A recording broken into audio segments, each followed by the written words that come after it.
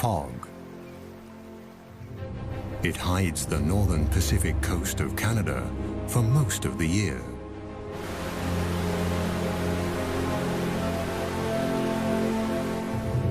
This is the Great Bear Rainforest, a forest full of mysteries and wild creatures.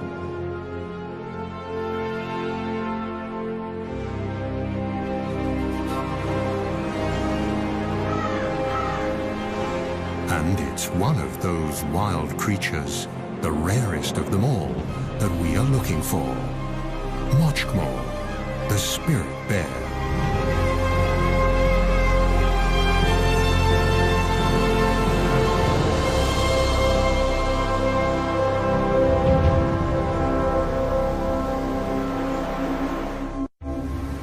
There are no roads in the Great Bear Rainforest.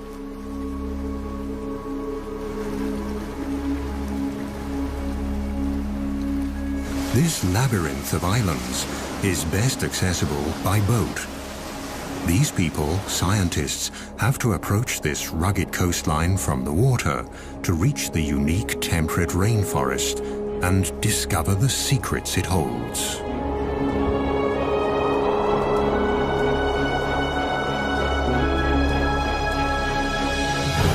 Few regions on our planet produce as much biomass as this rainforest.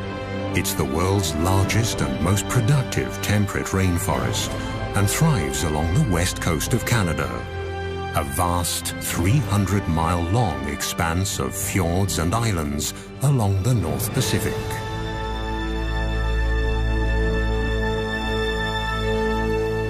Since time immemorial, these islands and forests have been home to Tsimshian nations of the Gitga'at community. The Gitga'at believe that they are one with the land, the forests, and the ocean. In their world, the animals are their brothers and sisters, and the time when the last ice age covered the west coast of Canada is also a part of this legend.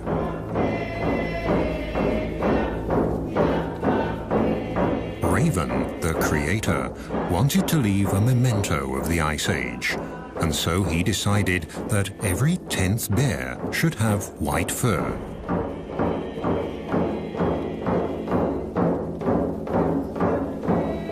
This, they say, was when the spirit bear was created, the white bear of the rainforest.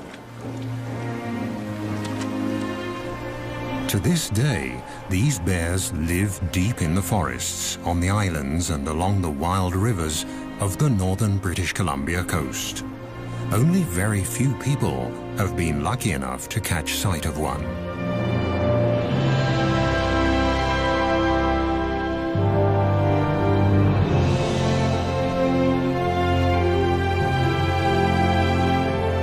Like a gigantic wall of granite, the coast mountains block the clouds that roll in from the Pacific Ocean, causing them to rise up and drop their moisture. This almost incessant precipitation is the motor that drives the rainforest. A motor that never stops and never falls silent.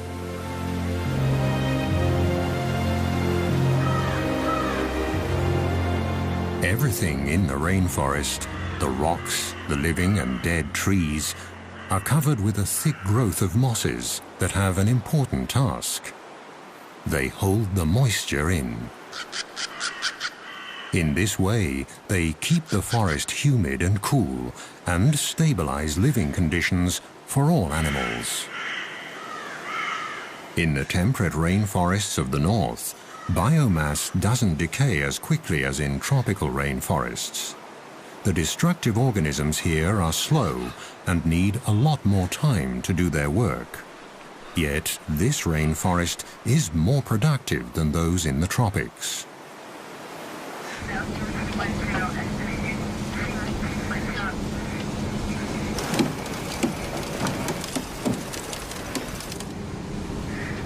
In this remote region, it isn't easy to do research or even travel at all. Very few smaller boats venture this far north along the wild, rainy coast. The only chance to find the bears is when they come down to the streams for the one big event of the year. The arrival of the salmon in late summer. For now, though, all is quiet.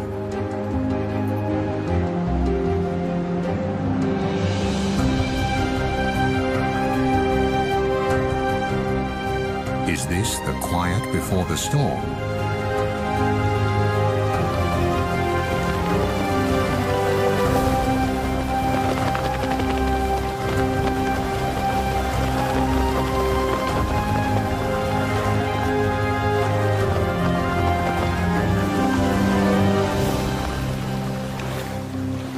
On the outer islands, the group discovers a pack of coastal wolves. These rather small wolves are a genetically distinct subspecies of the grey wolves that live further inland. They've been isolated here on the islands since the last ice age, and one aspect of their behavior is unique. They're the only wolves that feed on fish. In fact, they live on fish and beached carcasses of marine mammals.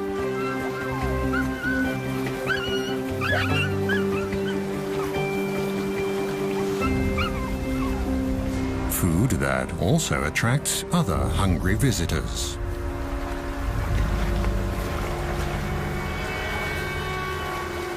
But the pups have nothing to fear from the black bear. During the spring and summer months, the bears eat berries and grass, and they move slowly to save energy because there are not enough nutrients in the grass to help them gain weight. The river otters living on these islands have also adapted to the salt water. The bear is no threat to them either. They're quick and clever.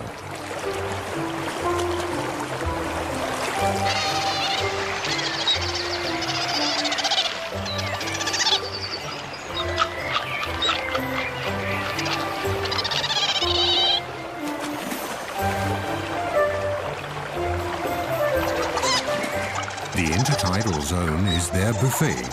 Mussels, small crabs and fish are their favorites, and they're always inquisitive explorers.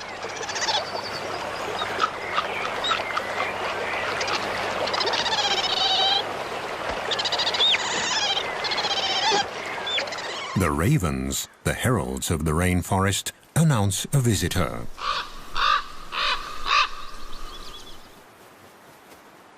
Marvin Robinson is a Tsimshian guide and a member of the Gitga'at First Nation.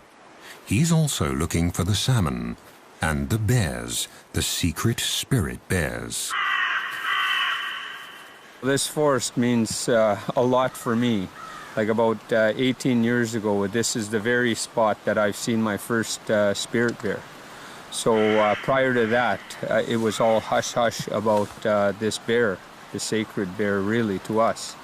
And we weren't even allowed to talk about it anytime. We were told to keep quiet if we seen one, don't tell nobody. It was a special treat to whoever got to see one.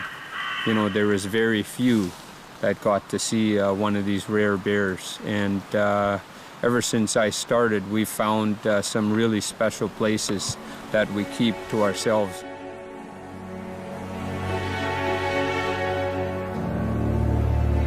And indeed, the places here are special.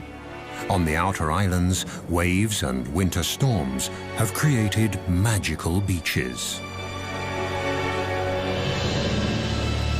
Most of the islands in the Great Bear Rainforest are rocky and precipitous. Wide estuaries and shallow coves are rare. But the steep cliffs also offer food. Here, with a little luck, a visitor could get a first glimpse of the mystic animal the experts are looking for, the famed spirit bear, one of the rarest animals on Earth.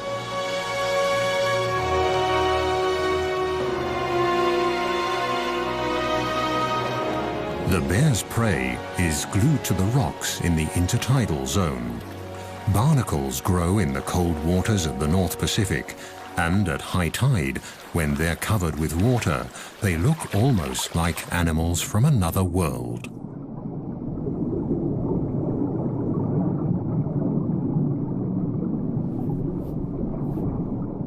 Their feathery arms filter plankton out of the water.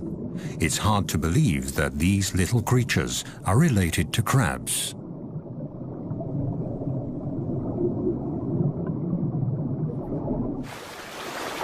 This bear's barnacle hunting shows again how important the ocean is for the nourishment of the forest dwellers.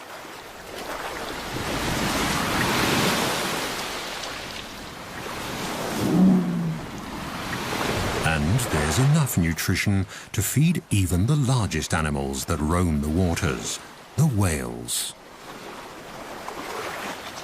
At low tide, barnacles and mussels are exposed along the rocky shores. Their shells are closed tight. For the spirit bear, detaching them from the rocks is no problem, and the reward is a very tasty snack.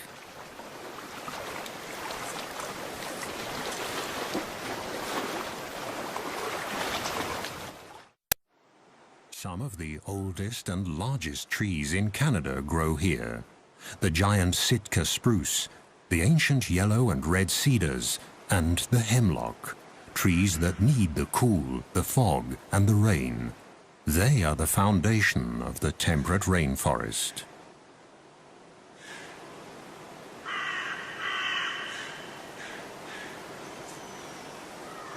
In August, the sweet fragrance of ripening berries wafts through the forest. Bright red huckleberries, elderberries, salal and blueberries, and many others grow in abundance.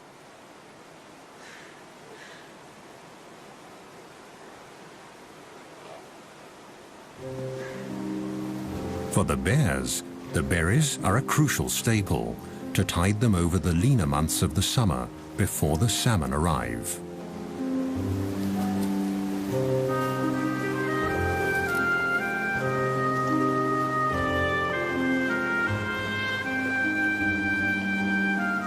The spirit or Kermode bears are not albinos, but white black bears, a mutation that probably dates back to the last ice age. And between the rocks and the trees, white is a good camouflage. The bear's sweet tooth also helps the bushes to spread. They pass up to 400,000 seeds per day in their droppings. Thus, the plants colonize new territory.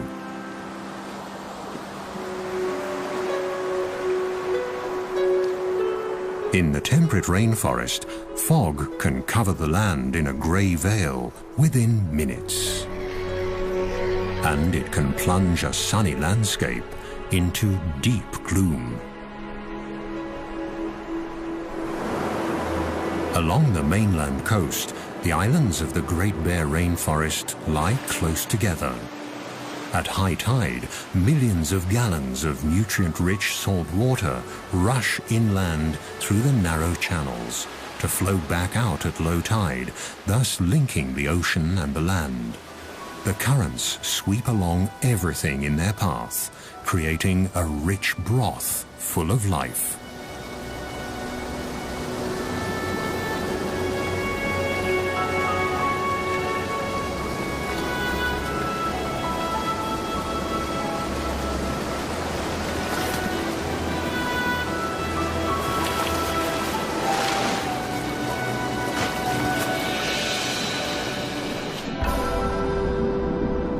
In August, huge schools of young fish migrate into the waters between the islands. Close behind the fish are the humpback whales. They throw nets of air bubbles to trap their prey.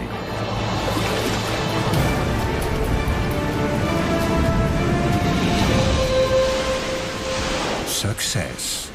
Thousands of fish are caught in their gigantic mouths. Their balleens filter krill and fish out of the water. Again and again, the whales will feed for days. But Mother Nature is prepared and sends a constant stream of fish north along the coast and into the archipelago of the Great Bear Rainforest. They all get their share, large and small, young and old. This is the land of milk and honey, the Galapagos of the north. The productive zone extends far below the water. The species here are not as numerous and varied as in a tropical coral reef, but the vibrant colors and the sheer size of the underwater organisms can easily measure up to the tropics. Deeper down, among colorful mollusks and cold water corals, the ocean harbors another secret of this region, a life form from the age of the dinosaurs, a glass sponge. The intricate and beautiful structures of this 300-million-year-old organism are made of glass and very fragile. The rivers and streams of the Great Bear Rainforest wash sediment into the ocean constantly, and the nutrients slowly sink down and feed the coral. Its red branches that can thrive in this 6-degree cold water are the perfect hideout for small crabs and fish.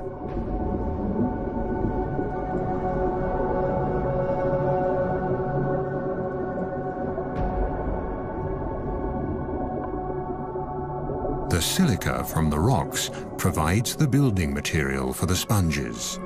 With a little help in the form of sand and water, they can make glass. There are even whole glass reefs on the continental shelf, about 600 to 1,000 feet below the surface.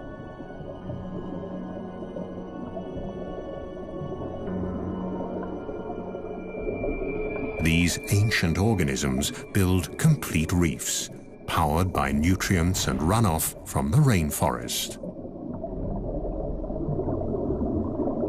High above the reefs, a female humpback is playing with her calf. Thanks to the rich feeding grounds, the little one is growing fast.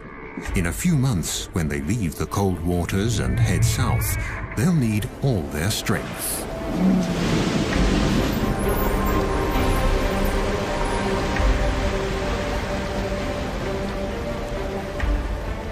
The mother breaches, a behavior that can be seen quite often here. Nevertheless, it's a spectacular show.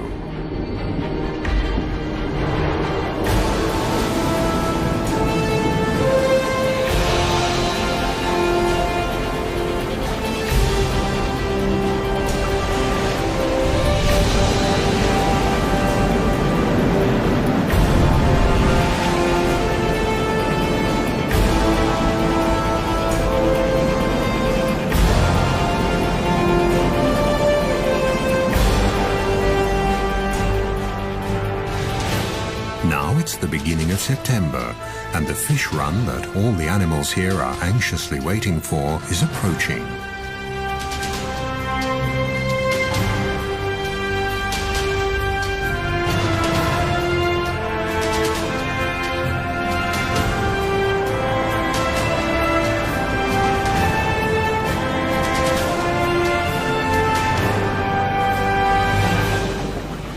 The group steers the boat west to the edge of the open ocean, where a colony of sea lions await the fish on windswept islands at a safe distance from bears and other predators.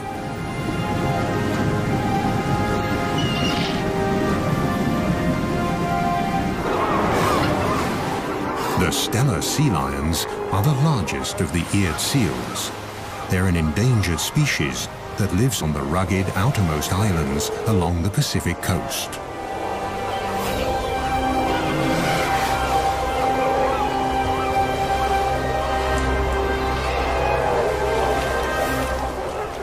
The strong, territorial males can grow to a length of more than 10 feet and weigh up to 2,500 pounds. Each of them has a dozen or more of the much smaller females in its part of the colony.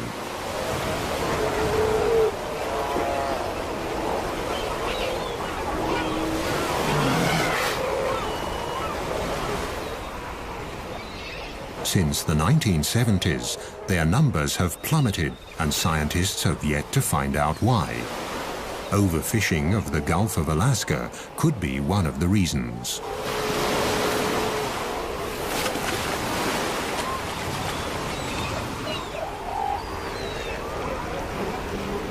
weather turns. The first heavy rain of approaching autumn triggers the epic fish run. After 2 years in the ocean, the salmon are now returning to their birth streams.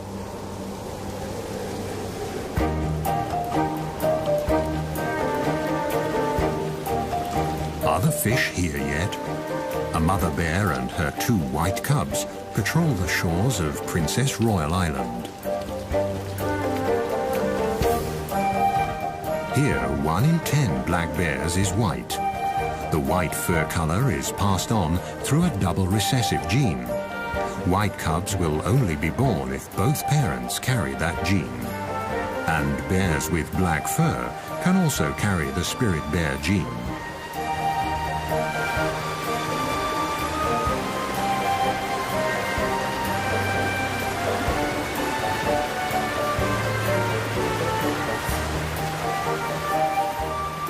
Eagles and river otters are the first to discover the approaching salmon run, which they are awaiting impatiently at the mouth of the river.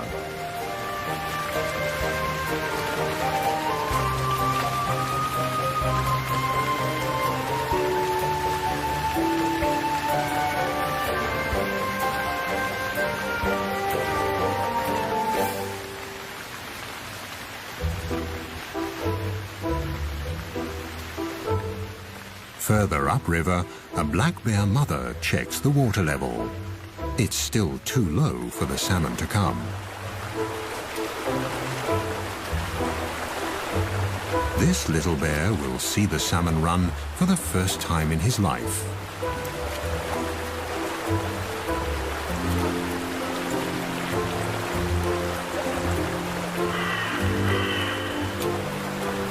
It won't be long now. It's early September, and the time has finally come for the big feast. Eagles and bears, sea lions, otters, even the trees are waiting for the arrival of the year's biggest single source of nutrition.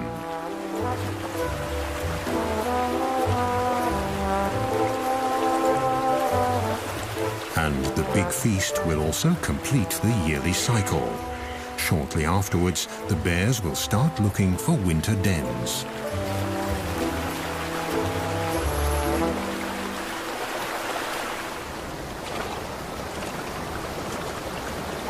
Bear tracker Marvin Robinson is hopeful.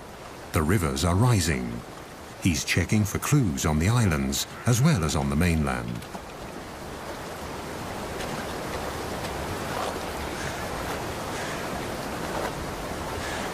Across the channel from Princess Royal Island, a grizzly mother and her 2-year-old are also checking the waters. Grizzly bears live on the mainland, leaving the islands to the black bears.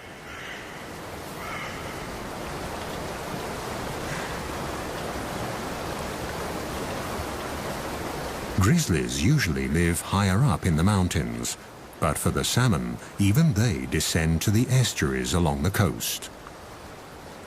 Marvin is concerned. The rains came late.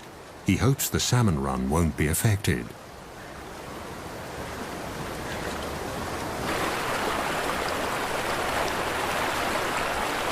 Now, at last, the water levels are rising.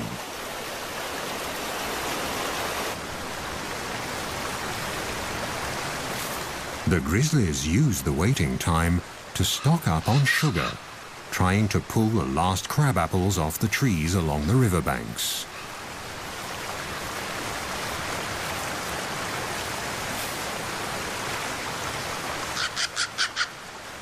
For the mother bear and her young, this will be their last winter together.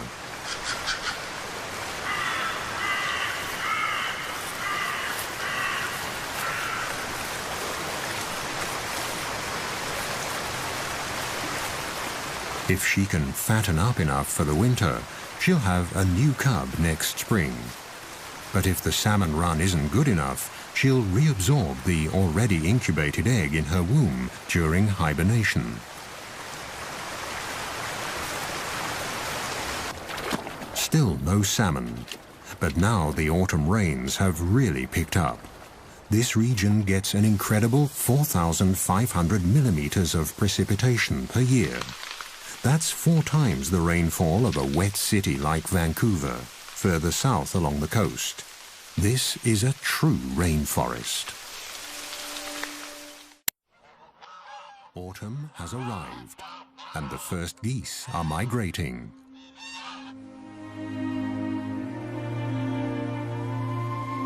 Finally, the water level in the rivers is high enough for the salmon to migrate too. They'll return to the self-same waters where they were born, among the gravel banks upstream. At 12-hour intervals, at high tide, new waves of hundreds of thousands of fish will rise in the river deltas on the coast and make their way up the streams.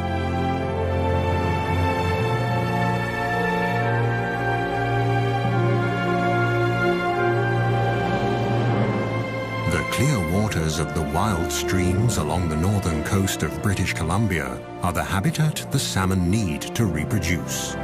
In this fish run, humpback and silver salmon are returning, swimming up the rivers until they taste their birth waters.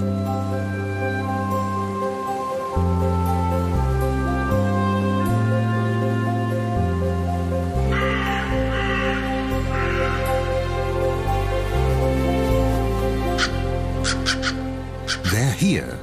The ravens, the heralds of the forests, spread the news. It takes stamina and blind determination for the fish to get to where they have to go. It's now or never. This is their only chance to reproduce. But the predators are already lining up. From the seagulls to the otters, they all want their share. For the animals of the Great Bear Rainforest, the waiting is finally over. Now it's time for fish and caviar.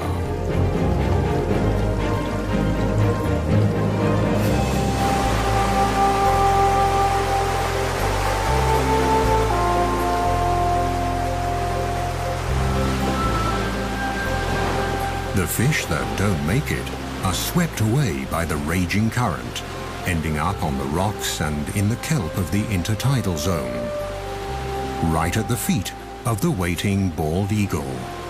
Its sharp beak is perfect for tearing up fish.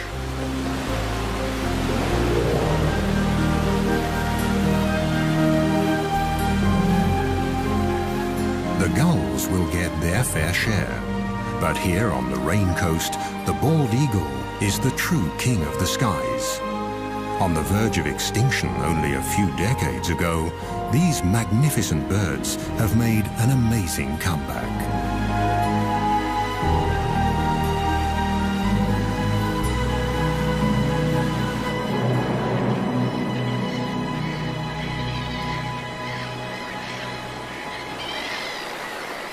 On a bank in the stream, the raven patiently waits for the black bear to finish his breakfast. Without the bear, he wouldn't be able to get to the food. The skin of the fish is simply too thick.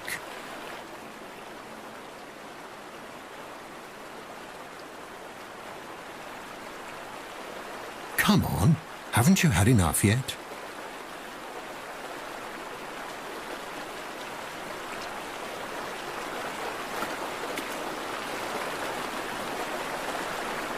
One salmon that never fulfilled his reproductive destiny. He died on the home straight. The coastal wolves are also joining in the feast. The estuaries are now full of fish.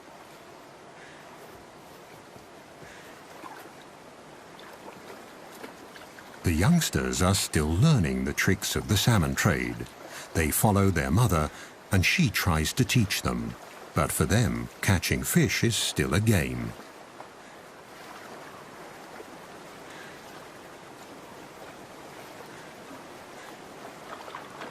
In the shallow tide pools, it's easy to see and grab the salmon, which are tired, in fact almost exhausted from their long journey.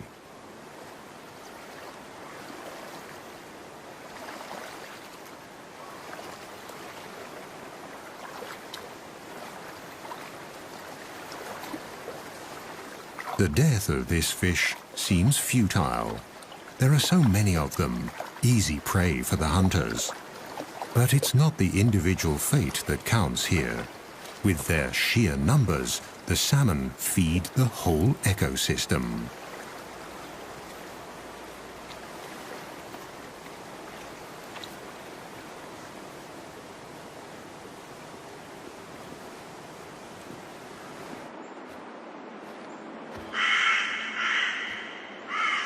Further back in the forest, Marvin often finds leftovers. Sometimes the wolves carry the fish deep into the woods. The wolves don't consume the whole salmon. They only eat the brain. So they carry the salmon off and maybe a little bit further up the sides of the valleys and stuff because there's a parasite in salmon that if the wolves get it, it could kill them. So basically what happens with the wolves is they've taught each other that it's only safe to eat the brain. The gushing waterfall further upstream seems insurmountable. But the fish keep trying, again and again. For them, it's quite literally do or die. And for the strongest, stamina eventually pays off.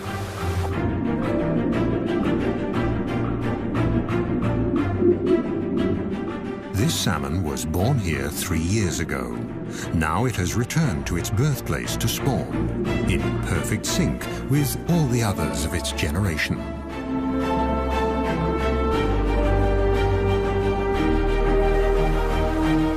In the first few months after hatching, the fry will stay in their birth streams. Then, during the following summer, they'll drift downriver towards the sea, where they'll feed and mature. They'll stay in the Pacific Ocean for 2 years. Then they'll return to the Great Bear Rainforest to spawn and die.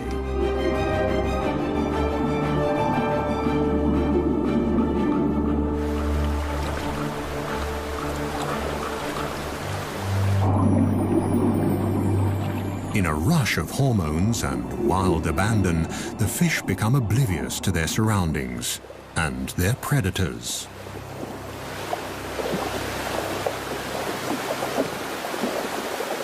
But even now, on their deathbeds, the males fight each other, hooking their deformed jaws together, expending their last ounce of energy for a better position to pass on their genes. The unique cycle of life in the temperate rainforest will be completed once again, as it has been every year since time immemorial. The gulls and all the other animals of the coast are the lucky beneficiaries.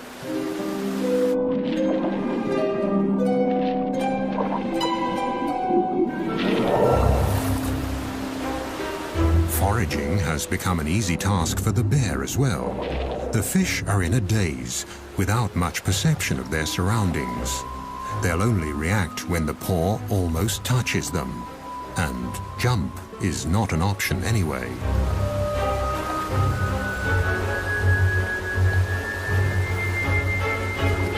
The fish look battered.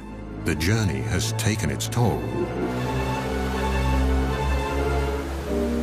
Now the bears can afford to pick and choose. This spirit bear even leaves a half-dead male salmon, discolored by fungi that have developed on its return to fresh water.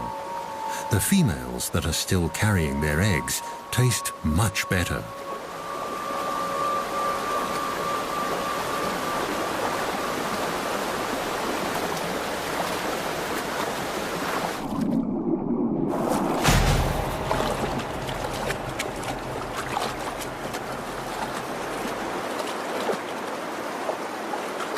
During the 10 days of this salmon run, every bear and every wolf will each carry about 1,600 fish off into the woods.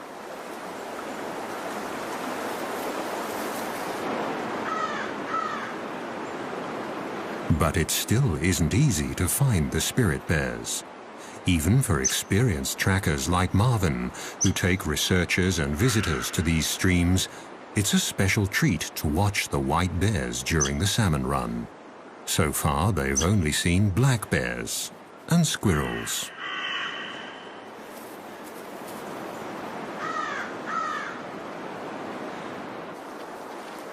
But they can watch various other animals and their behavior during the run. A black mother and her cubs feeding, for example.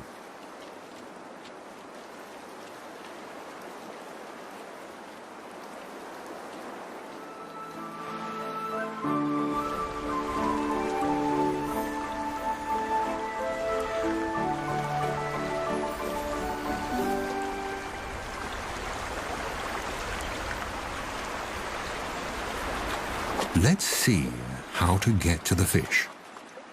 In the crystal clear water, they're easy to see, and they seem tired enough, so they should be easy prey.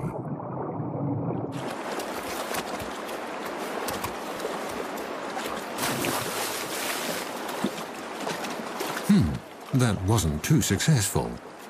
The cub might need to practice a bit to become an expert in salmon hunting.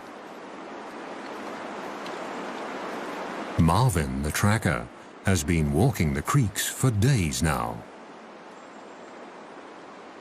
Then, suddenly, there it is, Mochkmo, the prodigious spirit bear, one of the rarest animals on Earth, and one of Mother Nature's miracles, right in front of his eyes.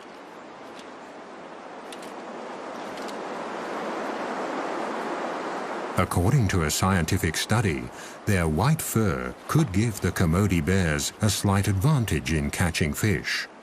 To a salmon, the fur might look similar to a white cloud. A black shape would be more threatening. Marvin prefers to believe the legends, that the fur is a memento of the Ice Age. And the cloud hypothesis isn't proven anyway. In lean years, the white fur might make a difference. But at the peak of a good salmon run, no bear, whatever its color, has any difficulty catching fish. The bears almost work themselves into a feeding frenzy. During the rest of the year, the white and black bears rarely mingle. But now they all converge at the prime spots on the streams.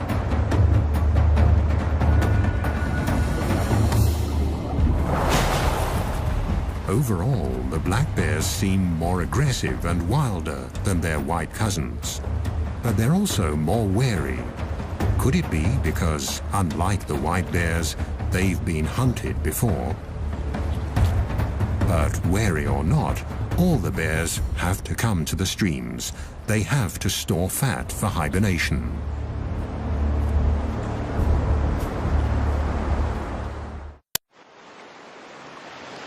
There has been enough fish here for man and beast for thousands of years. For the Great Bear Rainforest, it's a matter of survival.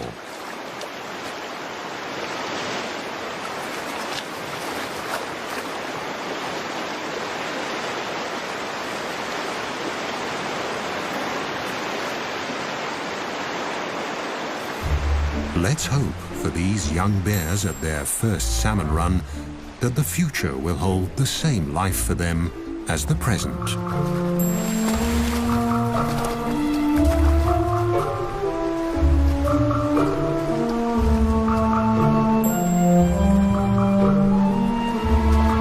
According to native law, the black bears discriminate against their white siblings. When they meet, it's usually the white bear that backs off, even if it's larger.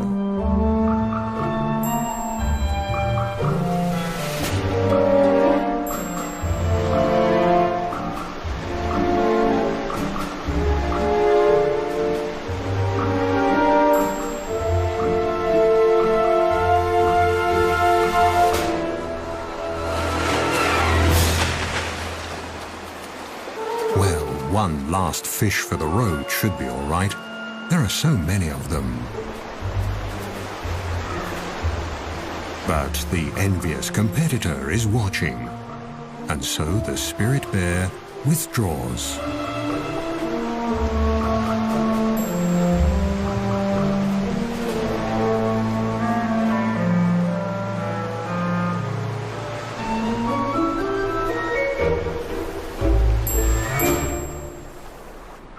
The bears often prefer to eat their fish in the quiet of the forest. They use day beds in hollow tree trunks or small caves under roots where they rest and digest. Maggots, bugs, and many microorganisms help the process of decay and decomposition. Mosses can macerate the organic nitrogen and make it available to the trees. The salmon are actually feeding the rainforest. The thickness of the tree rings alone can show which years were good salmon years.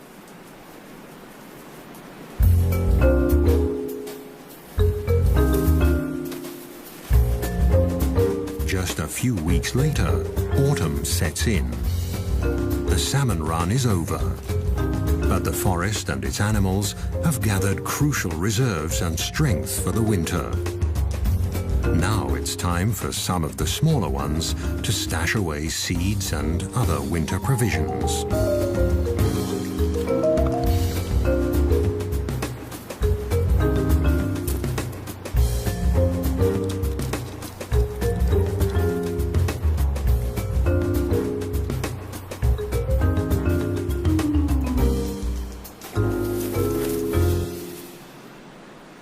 Now that the stomachs are full, silence returns to the Great Bear Rainforest. Herons and ravens take care of the leftovers of the feast. The remainder decays in or along the streams and is scavenged by the ever-present ravens. Whatever's left is swept into the ocean and becomes fertilizer, feeding the krill there. Nature almost seems wasteful, but this brief overabundance has a deeper purpose. The carcasses pass nutrients on into the water. This is their last gift to a new generation of salmon. Thus, the end of one fish run lays the foundation for the next. The parents make the ultimate sacrifice for the sake of their offspring. This cycle, already many thousands of years old, is the motor that drives the entire ecosystem of the temperate rainforest along Canada's northern Pacific coast. But it's not just the motor that makes a system function. Only if all the individual parts are in place and in the right place will the rare and special life forms along this coast survive. This is the insight the experts have come to on their way back from the expedition.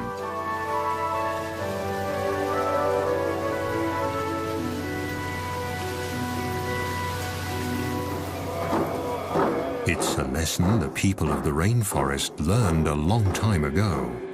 Their songs and icons tell of all the creatures of the forest and the ocean. But the spirit bear is the one special animal, the iconic species, that symbolizes the spirit of the rainforest.